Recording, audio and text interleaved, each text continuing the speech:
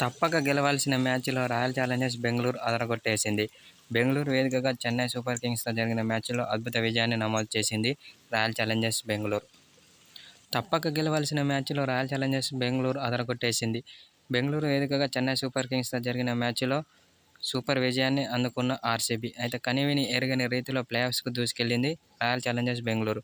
అయితే ఆర్సీబీ ఆటగాళ్లందరూ సమిష్టిగా రాణించడం వల్లే ఈ విజయాన్ని ఆర్సీబీ సొంతం చేసుకోగలిగిందని కొందరు మాజీ క్రికెటర్లు అంటున్నారు. చివరి ఓవర్లో కట్టుదిట్టమైన బౌలింగ్ వేసి యశ్ దయాల్ హీరోగా నిలిచాడు. 17 పరుగులను డిఫెండ్ చేసి జట్టు విజయంలో అత్యంత కీలక పాత్ర పోషించాడని అతనిపై ప్రశంసల వర్షం కురిపించాడు మ్యాచ్ అనంతరం మహేంద్ర సింగ్ ధోనీ.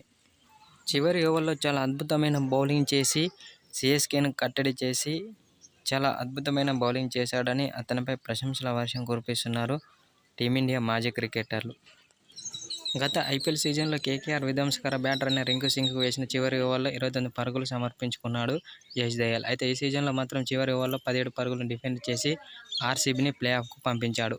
దీంతో ఆ జట్టుకి హీరోగా అవతరించాడు యశ్ దయాల్. అయితే సమయం ఎప్పుడూ ఒకేలాగా ఉండదని తన యొక్క ప్రతిభతో యశ్ దయాల్ చాటి చెప్పాడు.